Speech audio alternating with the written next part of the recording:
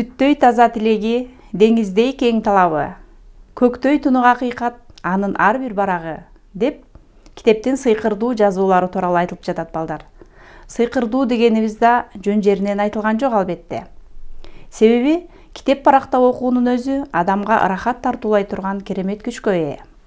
Талбай билим алып, келечекке кенен арыш таштайлы деген тилек менен бүгүнкү сабагыбызды баштайбыз. Саламатсыңарбы, кымбаттуу окуучуларым? Балдар, силер экрандагы биринчи сүрөттөн адамдардын катар тизилгенин көрүп жатасыңар. Ал эми экинчи сүрөттө катарды сактабай, башаламан тартипте турган адамдар. Биз дүкөнгө же банкка кирерде эл көп болсо ирети менен биринчи, экинчи, үчүнчү, төртүнчү болуп катарга тизилип киргенибиз ыңгайлуу болорун билесиңер. Демек, кыймыл аракеттин ирети менен же катары менен болушу дагы биздин турмушубузда мааниси чоң экенин байкадык. Бүгүнкү биз өтө турган темабыз мааниси жактан санатоочтун кайсы түрү деп ойлойсуңар? Албетте, бүгүнкү өтө турган темабыз иреттик санатооч. Бүгүнкү сабакта балдар, иреттик санатоочтор тууралуу маалымат алабыз. Алардын жазылыш өзгөчөлүктөрүн билебиз. Иреттик санатоочтун турмуштагы ордун баамдайбыз. Бул сүрөттөн биринчилик үчүн ат чаап келаткан жигиттерди көрүп турабыз. Спортто биринчи, экинчи, үчүнчү орундарды ыйгаруу үчүн атайын 3 тепкич болорун билесиңер балдар. Мектепте жаш өзгөчөлүгүнө жараша окуучулар биринчи, экинчи, үчүнчү, 6-чы, 10-чу, 11-чи класс болуп бөлүнүп окушат. Аларга тиешелүү окуу китептери да бар. Мисалы, кыргыз тили 5-чи класс, кыргыз тили 6-чы класс, 7-чи класс жана башка ар бир класска тиешелүү китептер бар.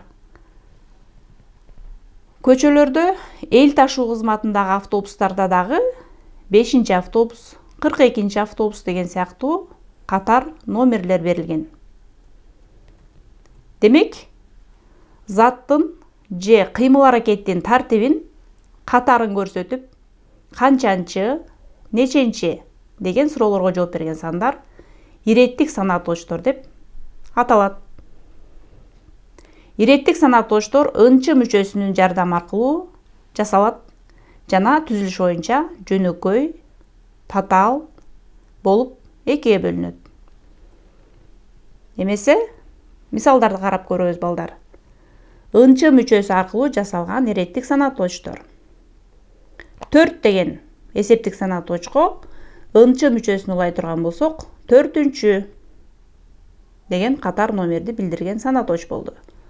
31, 31-чи, 105, 105-чи, 1000, 1000-чи. Ушул сыяктуу болуп, ар бир эсептик санатоочко ынчы мүчөсүн улап койсок, иреттик санатооч келип чыгарын байкадык балдар. Ал эми азыр биз белгилеп өткөндөй, иреттик санатоочтор түзүлүшү боюнча жөнөкөй жана татаал болуп бөлүнөт. Мисалы, 6-чы класс бул жөнөкөй санатооч болду, себеби бир сөздөн туруп атат. 2021 жыл дегенибиз 4 сөздөн туруп татаал санатооч болду балдар. Дагы жөнөкөй жана татаал санатоочторго мисал келтирип көрөлү.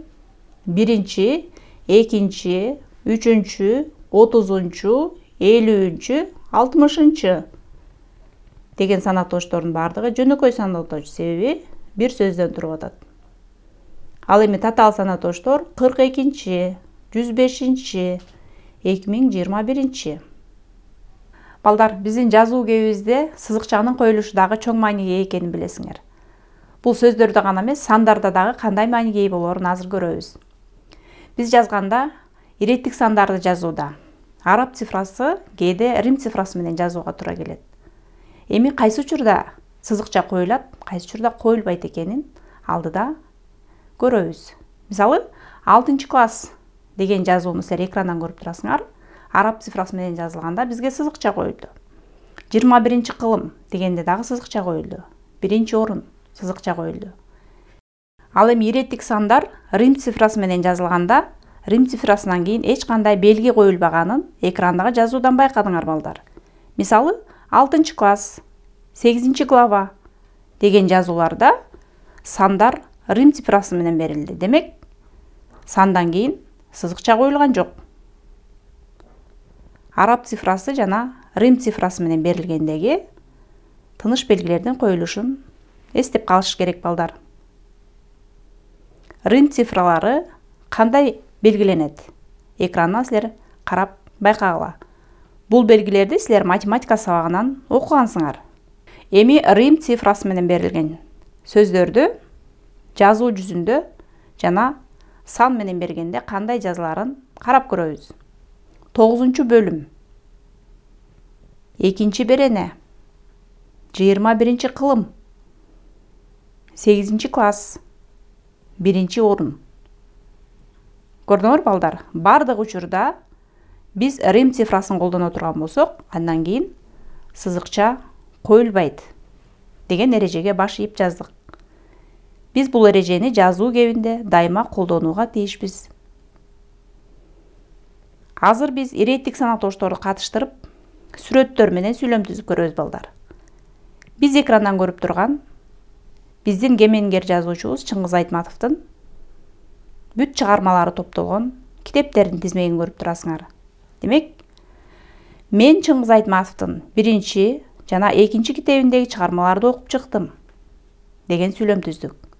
Бул сүйлөмдө иреттик санатоштор кайсылар балдар? Албетте, 1 жана 2.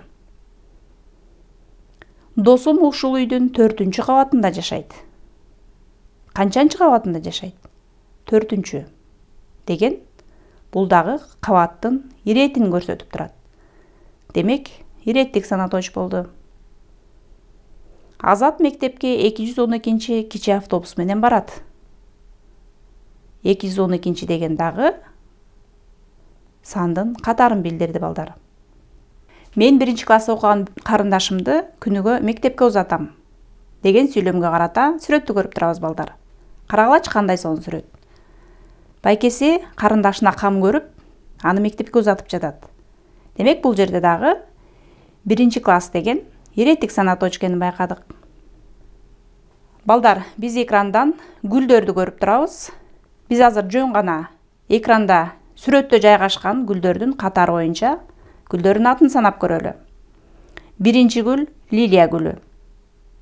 2 гүл сыя гүл. 3 гүл гербера гүлү. Деп катары менен санап кете берсек болот. Азыр балдар, айлардын кыргызча аталышы менен таанышып көрөлү. Булар силерге тааныш, бирок ошолордун катары менен кандайча аталарын азыр дагы көрөбүз. Айлардын кыргызча аталышы 3-түн айы бул январь айы. 1-дин айы февраль айы. Жалган куран март айы. 4-чү чын куран апрель айы. 5-чи буг айы бул май айы. 6-чы кулжа июнь. 7-чи теке июль айы. 8-чи баш оона август айы. 9-чу аяк оона сентябрь айы. 10-чу 9-дун айы бул октябрь айы. 7-дин айы бул 11-чи ай ноябрь. 5-дин айы декабрь бул 12-чи ай болуп эсептелет балдар. Эми 5-дин айы, 3-дүн айы, 1-дин айы булар кыш мезгили. Жалган куран, чын куран, буг айы жаз мезгили. Кулжа, теке, баш оона айы булар жай мезгили. Аяк оона 9-дун айы, 7-дин айы булар 4-чү мезгил, күз мезгили балдар. Азыр балдар, күндөрдүн кыргызча аталышын катар менен карап көрөбүз. Bir жумада 7 күн бар. Алар дүйшөмбү, шейшемби, шаршемби, бейшемби, жума, ишемби, жана жекшемби. Биринчи күн дүйшөмбү, экинчи күн шейшемби, үчүнчү күн шаршемби, төртүнчү күн бейшемби, бешинчи күн жума, алтынчы күн ишемби, ал эми дем алыш күн жекшемби деп аталарын билесиңер балдар. Балдар, бир окуу жылында 4 чейрек бар экенин билесиңер. Азыр биз 2020-2021 окуу жылында билим алып жатабыз. Окуу жылындагы чейректер: биринчи чейрек, экинчи чейрек, үчүнчү чейрек биз азыр билим алып жатабыз. Анан 4-чү чейрек болуп бөлүнөт. Быйылкы окуу жылы башка окуу жылдарынан айырмаланып, аралыкта окуу менен уланып жатса дагы, кандай гана кыйынчылыктар болбосун, биз билим алууну талбай улантып жатабыз. Демек, силерге билим алуудан эч качан чарчабагыла деген каалоо тилекти айтып кетким келет. Балдар, азыр чогуу көнүгүү иштейбиз. Бул көнүгүүдө иреттик жана эсептик санатошторду биз суроо берүү аркылуу табышыбыз керек. Биз өткөн сабакта эсептик санатошторду өткөнбүз. Эмесе сүйлөмдөрдү окуп көрөбүз. 1885 жылы америкалык Уилсон Бентли алгачкылардан болуп микроскоптон кар бүртүкчөсүнүн сүрөтүн алган. Канчанчы жылы? 1885 жылы. Бул санаточтун мааниси боюнча кайсы түрү болду, балдар?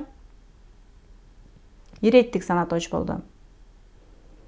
Кийинки сүйлөмдү окуйбуз. Адамдын жүрөгү орто эсеп менен алганда 36.800.000 жолу согуп, 3.152.715 литр канды өзү аркылуу өткөрөт. Суроо берип, биз санаточтун кайсы түрү экенин аныктайбыз, балдар. Албетте, бул эсептик санаточ болду. Үчүнчү сүйлөм.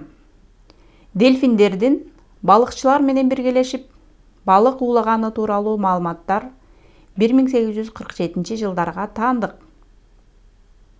Бул жерде 1847 жыл деген иреттик санаточ болгонун байкадык, балдар. Азыр, балдар, иреттик санаточтордун жөндөөлүшүнө көңүл бөлөбүз. Кыргыз тилинде 6 жөндөмө бар экенин билесиңер. Биз биринчи деген иреттик санаточту жөндөп көрөлү.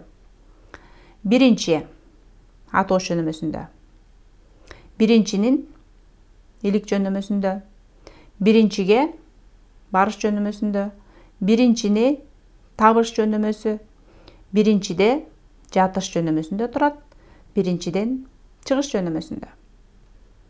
15-чи, 15-чинин, 15-чиге, 15-чини, 15-чиде, 15-чиден. Бул жерден эмнени байкадыңар, балдар? Эки сөздөн турган санаточ болсо, ынчы мүчөсү акыркы турган санаточко уланаарын байкадыңар. Мисалы, 15-чи деген сөздө 10 деген сөз өзгөрүүсүз калды. Кийинки турган 5 деген сөзгө ынчы мүчөсү уланды. Жөндөмөдө дагы ошол боюнча мүчөлөр уланып кетерин байкадыңар. Эми, балдар, иреттик санатошторду дагы бышыктап алуу иретинде суроолорго жооп берип көрөбүз. Төмөндө жазылган сөздөрдүн кайсынысы туура жазылган? 10 класс, 13 бөлүм, 21 кылым. Булардын кайсынысы туура?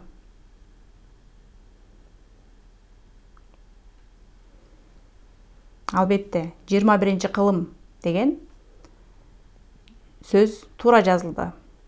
Себеби араб цифрасы менен жазылганда ынчы мүчөсүнүн ордуна сызыкча коюларын билесиңер. 14 катар, 5 класс, 1 бөлүм. Булардын кайсынысы туура жазылган?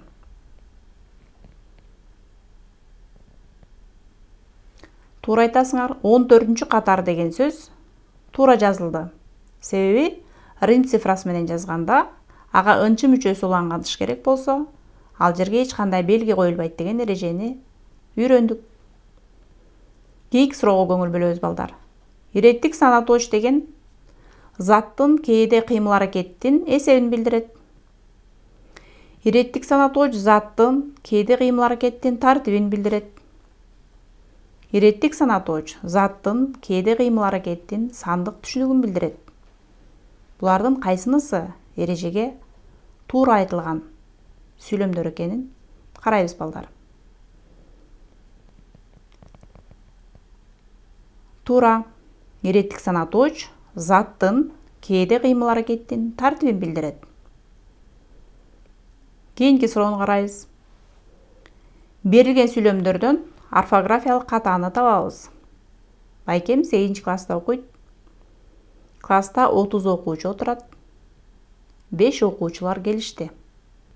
Бул 3 сүйлөмдүн кайсынысы туура эмес жазылды балдар?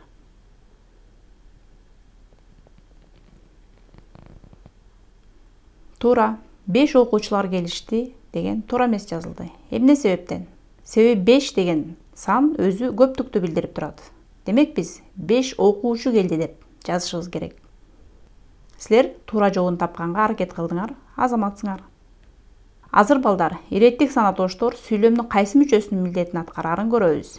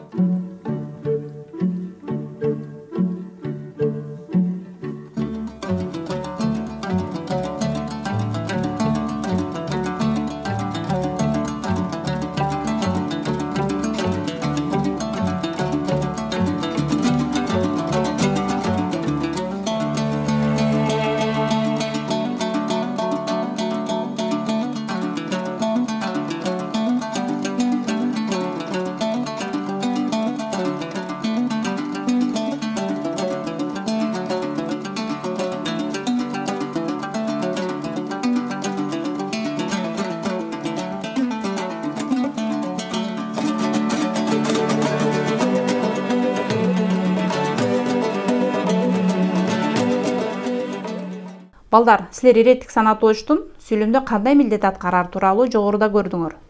Эмесе азыр сүйлөмдөрдөн алардын синтаксис кызматын аныктап көрөбүз. Биринчи сүйлөмдө окуйлу. 22 марттан 27 мартка чейин мезгил алмашуу учурунда сары кар түшөт. Бул сүйлөмдө иреттик санатоочтор 22 марттан 27 мартка чейин деген сөздөр. Демек, булар сүйлөмдө кайсы милдетти аткарып турат?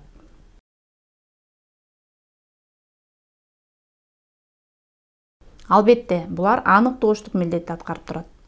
Менин бул музейге 4-чү келишим. Бул жерде 4-чү деген иреттик санатооч сүйлөмдүн кайсы мүчөсүнүн милдетин аткарып турат балдар?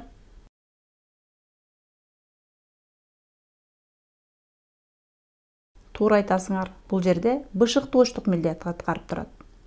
3-чү сүйлөмдү окуп көрөлү. Мен кезекте 4-чүмүн. Бул жерде иреттик санатооч сүйлөмдүн кайсы мүчөсүнүн милдетин аткарды балдар?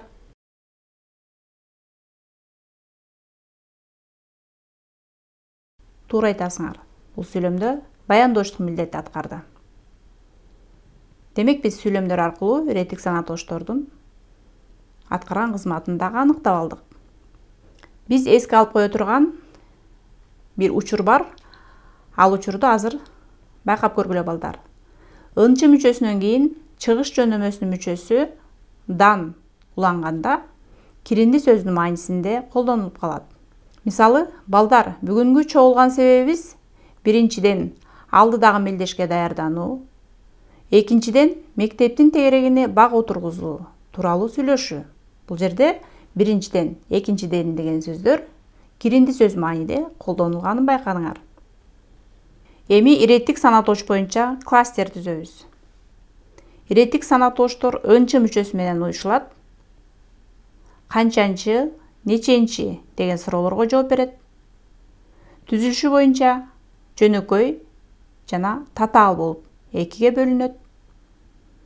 Иреттик санатоочторду араб жана рим цифрасы менен жазуудагы айырмачылыктары бар.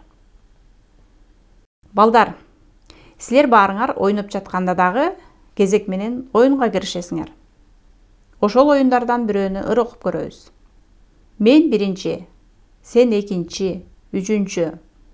Кезек менен оюн шарты уланат. Төртүнчүсү, бешинчиси секирип, утуп алган сыймыктанып кубанат. Демек, иреттик санатоочторда биздин турмушубузда көп колдонулат жана анын мааниси чоң экенине бүгүнкү сабакта күбө болдук балдар. Эми балдар, сабагыбызды жыйынтыктап алалы. Бүгүнкү сабакта биз иреттик санатоочтор тууралуу маалымат алдык. Иреттик санатоочтордун жазылыш өзгөчөлүктөрүн сүйлөмдөрдү түзүү аркылуу байкадык. Ошондой эле иреттик санатоочтордун сүйлөмдөгү синтаксис кызматын сүйлөмдөрдү талдоо аркылуу аныктадык жана көнүгүү иштедик. Балдар, биздин сабагыбыз аягына келип жетти. Эми үйдөн өз алдынча иштегенге тапшырмага. Экранда бизге сандар берилген. Биз бүгүнкү сабакта алардын жазылышы тууралуу, алардын жазылышындагы өзгөчөлүктөрү тууралуу кеп кылдык. Демек, экрандагы жазууларды силер рим цифрасы менен жазып, мугалимиңер менен көнүгүү иштегиле. Менин сабагыма көңүл бурганыңарга ыраазычылык билдирем. Саламатта калгыла.